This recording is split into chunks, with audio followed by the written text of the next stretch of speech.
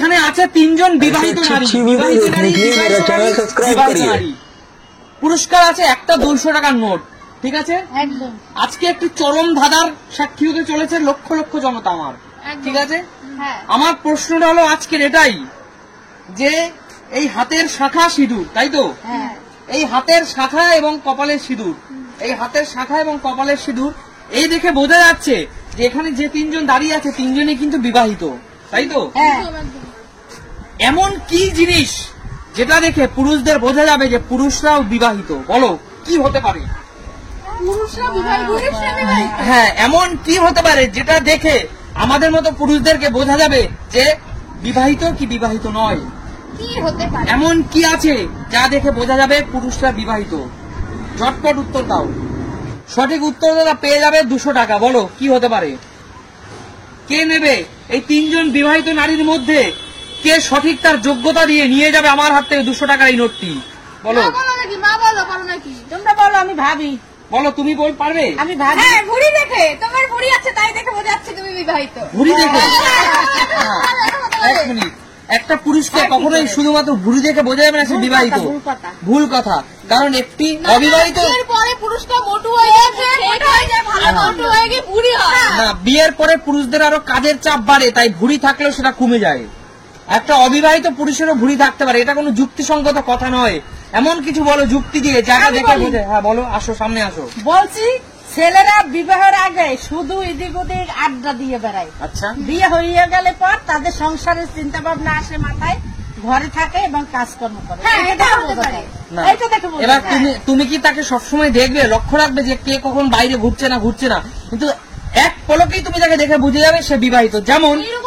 যেমন এর হাতের শাখা এবং কপালের সিঁদুর দেখে বোঝা যাচ্ছে যে এই মেয়েটি বিবাহিত, ঠিক তেমন ভাবেই একটা পুরুষকে সঙ্গে সঙ্গে দেখেই বোঝা যাবে সে বিবাহিত না অবিবাহিত। বলো কি হতে পারে? বলো, সামনে আসো। আমি বলি কি হতে পারে? কারণ দাড়ি। যেমন অনেক ছেলেরা বিয়ের আগে দাড়ি রাখে না, আর বিয়ের পরে তার সে মনে করে বিয়ে যখন হয়ে গেছে দেখবে কে, আর তাই দাড়ি ঠাড়ি রাখে। সৌন্দর্য তো মানুষের রূপের অহংকার। আমাকে দিয়ে যুক্তি দিও না, সৌন্দর্য তো মানুষের রূপের অহংকার। এই যে তুমি বললে বিবাহের পরে যে দেখবে কে, এই কথাটা বলা ভুল। সৌন্দর্য নিজের উপরে, সে 90 বছর বয়সেও গিয়ে সে নিজেকে সৌন্দর্য করতে পারে বা সুন্দর রাখতে পারে। এইটা কোনো যুক্তিসঙ্গত কোনো কথাই না। একটা ছেলে কি কখনো কি দেখে বোঝা যায় সে বিবাহিত না? সেটা ভাবো। আমি যখন উত্তরটা দেব তখন অবশ্যই পারবো। তুমি পারবে? পোশাক দেখে যেমন উত্তর বুঝিয়ে দাও। পোশাক দেখে তখন যখন ব্যাচেলার থাকে তখন স্টাইল অন্যরকম হয়, তার কারণে একটু সুন্দর হয়। তুমি কোন হ্যান্ডসাম পুরুষকে দেখবে বিবাহের পরেও যেমন ছিল বিবাহের আগেও তেমনই ছিল। তাদের লাইফস্টাইলের উপর ডিপেন্ড করে পোশাকটা, তাদের জীবনের যে স্ট্রাকচার তার উপর ডিপেন্ড করে পোশাক সে কি পরবে কি পরবে না। পারবো না আমরা, আমার কথা হচ্ছে আমি পারবো না, তুমি কি পারবে? অবশ্যই পারবো।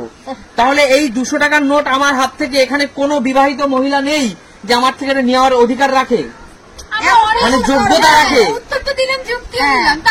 তার মানে আমি ধরে নিলাম এখানে এমন কেউ নেই এই 3 জন বিবাহিত মহিলার মধ্যে যে আমার হাত থেকে এই 200 টাকার নোটটি নেওয়ার যোগ্যতা রাখে, তাই তো? তাহলে নোটটাকে আমি ঢুকিয়ে দিলাম যে জায়গায় ছিল তেমন জায়গায়।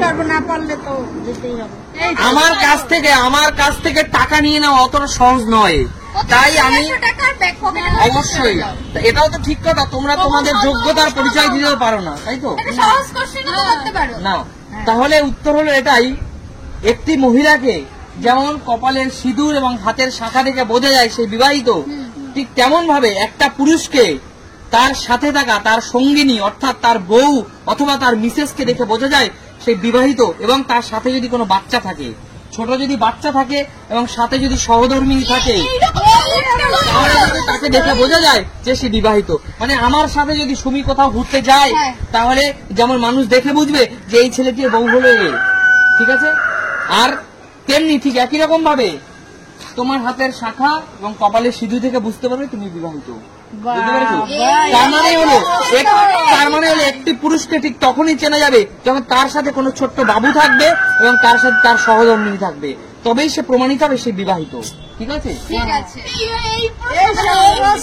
তাহলে আজকের মতো বিদায় নিচ্ছি। পরের দিন তোমাদের সাথে আবার নিয়ে আসবো কোনো ধামাকার নতুন প্রশ্ন।